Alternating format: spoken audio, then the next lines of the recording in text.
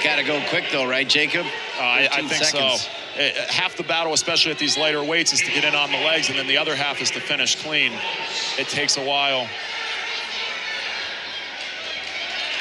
Great control by McGonigal. Way to control the position, control head position, control wrist ties, and hold really, really firm on the back end there. He did a really, really good and strategic job holding position. It's often not as celebrated as it should be. Connor McGonigal, and Jacob, he now knows that he's headed to Philadelphia, let alone tonight's action on ACC Network. What do you remember about knowing that you've clinched your spot to the NCAAs? Yeah, you know, I think in a lot of ways it takes some pressure off. And, you know, at this point, winning an ACC title becomes a little bit of icing on the cake. But let's be honest, at the start of the year, your goal is to be ACC champ. Your goal is to be national champ. And he's just one step closer to making some of those dreams become reality. All right, let's set the table now at 141 in the semifinals. As you see, Latona Scott with the upset of Homan, Priest with the upset of Miranda. And so we'll have Briar Priest, the 6th seed out of Pitt, taking on Dylan Cedeno, the number 2 seed out of Virginia. This, by the way, Jacob, this has been the mat for the Virginia Cavaliers. It's almost been like a home meet for Virginia as they've been featured on mat 2, and they've had some big wins. Yeah, it's amazing to see what Coach Garland repeatedly does and has success with at UVA. I mean, I feel every single time we would go into March, a lot of these teams would be peaking, but for some reason it seemed like Virginia was always one of those better teams. You know, they had some marquee wins. You know, I remember, maybe Rhino will be able to help me, the 97-pounder there from UVA that used to wrestle with Hartman, and they had some real battles. Zach Nye. I thought his name was Nye, but I wanted to make sure with my Bill Nye, the science guy here in Rhino, and confirm that. But yeah, UVA is always tough come March, and you know, it's no different to see that. But you know, make no mistake about it, I'm sure Coach Gavin has his athlete from Pittsburgh ready to go as well. Huge win for Kairini on mat 1. Just punched himself in the face twice. He's a little bit of a psycho. You know I like that, Rhino. And that's why he's a couple-time All-American, baby. He is a psycho. That's well said. The NC State fans love it, but we're looking forward to this one. As Jacob said, you know, Virginia's done a great job of preparing their guys. They game plan well at this point in the year. As we said, they won the ACC's last in 2015, and they had a really good round 1. Cedeno is a guy who's looking to get back to the national tournament. He's had a really nice season. He won the Southern Scuffle this year, and he's wrestling a guy in Priest who's essentially playing with house money. He was a late replacement for Pittsburgh. He ends up getting an upset in round 1, and he's got an opportunity to punch his ticket as a guy who was a reserve who finds out this week, hey, you're wrestling the ACCs. And Rhino, I was on that red eye, so I was not fortunate enough to catch that first match. What did Priest do to really, you know, pull that upset and to have success there? Really held good position, good scrambling, get his hips back center on offense, and just not breaking his stance. Ended up getting a feet to back against Miranda early in overtime, caught him off balance and sealed the match. Yeah, that's sometimes all it takes, is holding really good position and letting that other guy make a mistake or to capitalize on something that you've seen earlier in the match. I like that Priest is already putting his butt to the center and kind of controlling center and setting that tempo early. Hey, I'm an underdog. I'm a lower seated guy, but I'm not going anywhere. I'm going to stay in your face. And like you said, I'm going to play with house money. I'm not afraid to wrestle. I'm not afraid to scrap here. Well, and Priest held tough against Cedeno back on February 21. He only lost 4-2. So that's got to give him some belief. That's a great fact. Yeah, that plays huge, especially with 3-point takedowns now. You know, that's a coin toss away from going the other way then, and kind of in a dominant fashion, you know. What a treat to be with Jacob Casper and Dylan Rhino Ryan. Dean Linke here on mat 2, the semifinals. At 141, there's 4 NCAA qualifiers.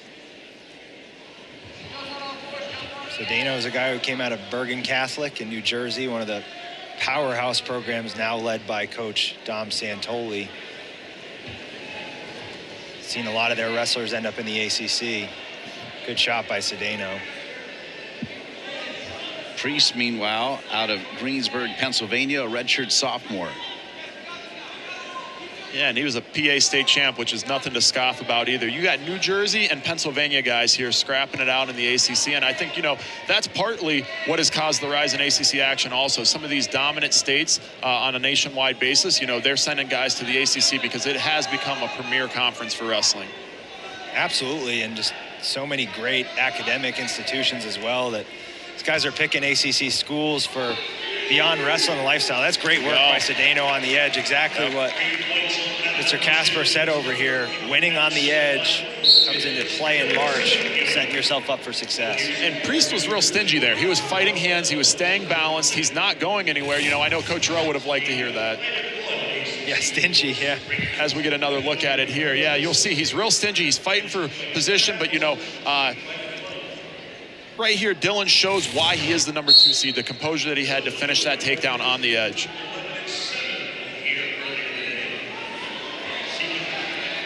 Cedeno, who pinned Duke's Christian Coleman.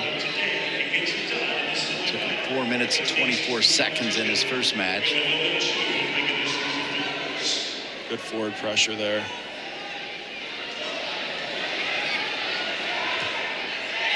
This is a good ride, and this is how he really won the scuffle with just tough situational wrestling.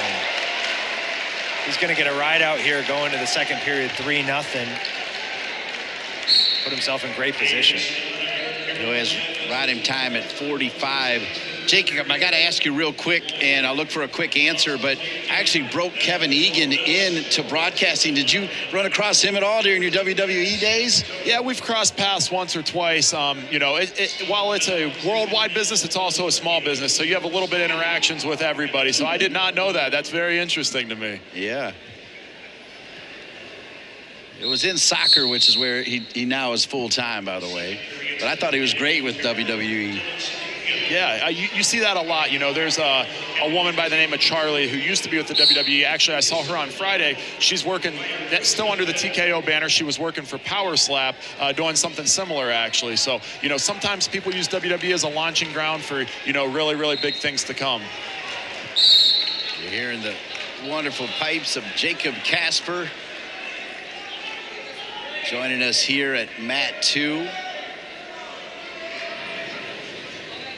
Semifinals, where you win and you're in tonight's 8 p.m.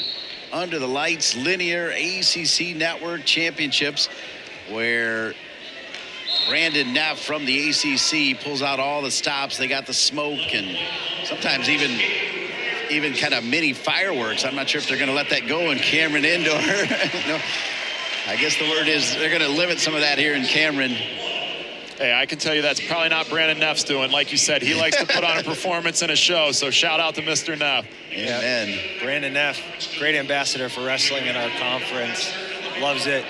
Always puts on a great show. We always have a great team tournament. It's really a celebration of the season, and he does an excellent job kind of connecting people through this conference and through this sport to kind of continue to keep throwing this great event.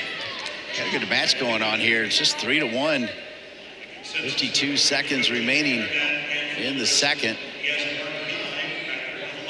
Cedeno has 1 minute and 7 of riding time, but if he chooses down in this next period, you would like to think that Priest could ride him for at least 8 seconds to get that point back and render this essentially a 3-1 match. Good elbow clear, and he ends up with a cradle. Edge. Wow, he almost just did another big feet to back to blow open another match there. Going to see it again here. Priest does a good job sucking this in. Cedeno tries to roll through. Priest nearly catches a cradle. Cedeno is nearly in big trouble. And the officials are already going to a review to take a look at this. And whether this scores or not, I love this wrestling by both guys. Cedeno doesn't give up on the edge here, continues to wrestle and fight out of the position. And Priest saw the opportunity for, basically a kill strike and really to blow the match open, and he took it. For me, I always worried about in my career the risks that I wasn't willing to take rather than the ones that I was willing to take. So I always wanted to let it all fly and just leave everything out there. And that's what you saw him just do. So I love this wrestling by both guys on the edge here. Yeah, like staying offensive in good position, controlled though, and as you said, you can't be afraid to score. You put yourself behind the 8 ball when you do that. And both of these guys are stalking, maintaining good position, continuing to wrestle on the edge. You talked about Priest look to kind of end up with a match closer there as a surprise here. And it seems like Cedeno did a nice job bellying out. Good on the officials to take a good look at this. Obviously, it impacts the flow of the match, but you want to get these things right.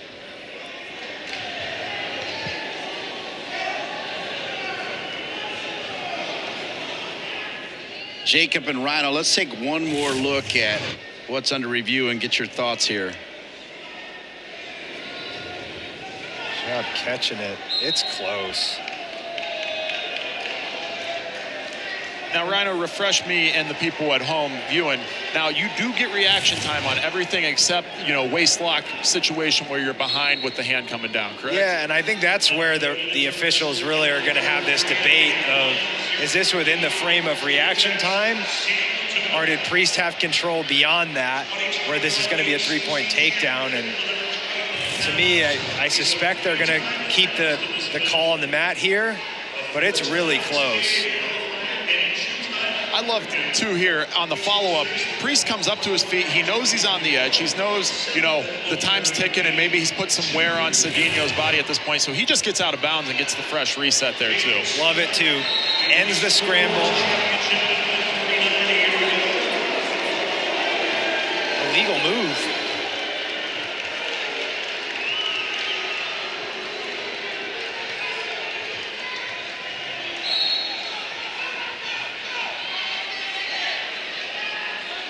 Looks like we may have gotten the head official involved.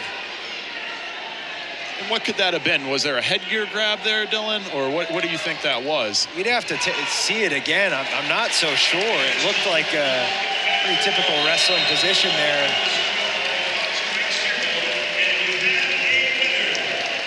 But they're coming back to the monitor again to talk about this.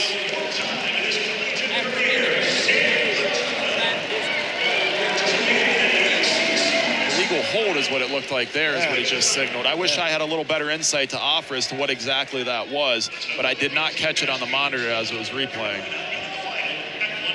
And that looms quite large in this match, especially with 3-point takedowns.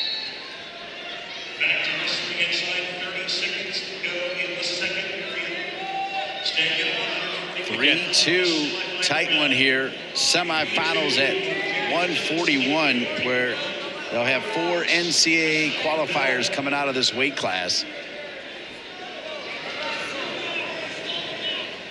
5 seconds remaining in the second, which will set up a fiery final period. There you go. Now we know it's an illegal hold, gentlemen. Let's take one more look at it. So we're going to look. Cedeno has this whizzer here. Grabs a wrist. Is it on the cutback? Were they? That's what I'm thinking as well. Yeah, he gets his foot up in the air. Maybe left his feet to attempt the cutback is what we're speculating here. I think that's a great call. Mr. Casper over here, great catch. Looking both of Cedeno's legs off the mat, on the edge, on the corner of Priest's knee, illegal cutback. And interesting here, Cedeno didn't choose to go down, and thus basically has riding time, not locked up by any stretch, but he has that riding time point in addition to the 3 points he has on the board. So unless Priest is able to get a takedown and get 7+ seconds of riding time, 8+ seconds of riding time, there's going to be an additional point going up on the board here at the end. Yeah, he's basically taking a bet, you're not going to take me down. I love it. I love it, to be honest. You know how I am, though, Rhino. I like, don't tell me, show me. Gambling on himself here. I like it as well. We've seen in so many instances, the automatic bottom choice or the reflexive going under cost guys in matches. And he's bold. He says, I'm going to go neutral. He's not going to take me down. Or you see the I'm going to choose bottom and I'm going to kind of do nothing this last period. Yeah. Take my time, control hands. Instead, he said, no, I like scrapping on my feet. Did you almost just put me to my back? Possibly. Was the cut back there? Maybe. But you know what? Let's go on our feet and let's settle this. And I just love that. Hearing the voice of the legend that is Jacob Casper, Alongside Rhino, my name is Dean Linke. Delighted to be with you for semifinal action, Mat 2 at Cameron Indoor. But he can eat that, given he's got the ride. Needs to wrestle here on the edge, though. Got to stay in bounds. Yep. Circle in. Great action by both guys, man. This is a tough, gritty match.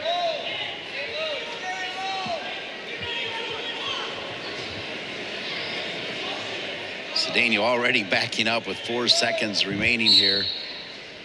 Priest got to run out of time, and the riding time is the difference, and Dylan Cedeno knows it. He's headed to tonight's finals at 8 o'clock, and he's headed to Philadelphia for the NCAAs.